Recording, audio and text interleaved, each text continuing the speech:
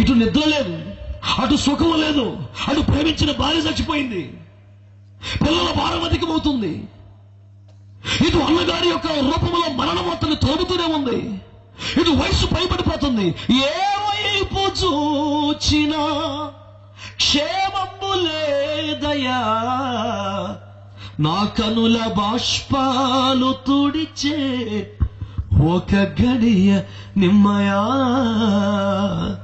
ఎందుకు రానికి శ్రమ, ఎందుకు దుఃఖం? బైబిల్లో తెటగా చెబుతున్నాడు సామెతల్లో, హేతువు లేని శాపం ఎవడికి రాదట, కారణం లేని శ్రమ ఎవడికి రాదట. నీ దగ్గర తప్పు పెట్టుకొని, నీ దగ్గర పొరపాటు పెట్టుకొని, నాకు దేవుడు ఇంత బాధ కలిగించాడంటావు న్యాయం అండి? దేవుడి మీద నెట్టేస్తున్నావటయ్యా నీవు. దేవుడు ప్రేమామయుడు.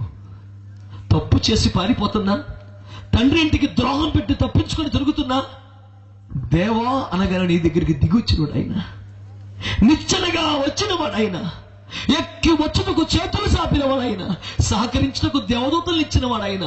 అన్ని ఇస్తే అన్ని ఉన్న అల్లు నోట్లో సెలుందన్నట్టు అన్ని మార్గాలు కాళ్ళ కడికి వస్తే నీవు నీ స్వచిత్తమును చంపుకోలేక, ముందుగా అనుకున్న మార్గానికి పోలేక ఇష్టానుసారంగా చేస్తున్నావు. ఈ రాత్రి ప్రశ్న, నువ్వు చదువుకుని ఇలా చేద్దాం అనుకున్నావు, ఇలా ఈ ఉద్యోగం, ఈ పెళ్లి, లేకపోతే ఈ వ్యాపారం, ఇక్కడ సెటిల్ అవ్వాలి, ఇలా ఉండాలి, నీకంటూ ఒక ఆలోచన ఉంది, తప్పులేదు.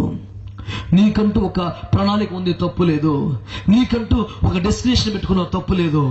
నీకంటూ ఒక ఫ్యూచర్ ప్లాన్ ఉంది, తప్పులేదు. కానీ దేవుడు మధ్యలో వచ్చి నీ పట్ల నా ప్లాన్ ఇది అని చెబితే ఏం చేస్తావు?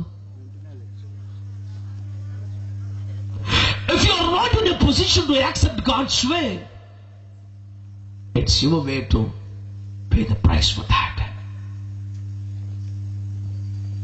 దేవుడు తెరిచిన దారిలోనికి వచ్చినకు నీకు ఇష్టం లేకపోతే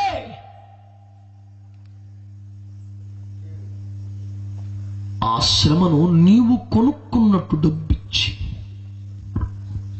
అప్పుడు శ్రమలో పడిపోయి దేవుడు నాకు కీడు చేశాడంటే న్యాయం అటండి.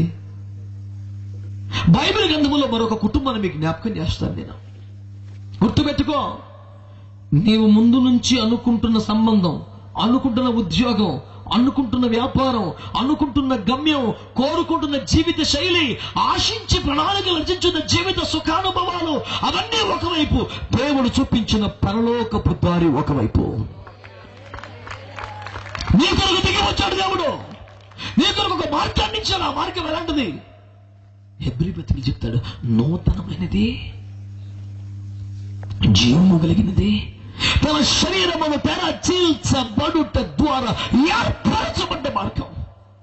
సముద్రంలో చైనా వాడు ఒక పెద్ద బ్రిడ్జి కడితే శభాష్ అన్నాం.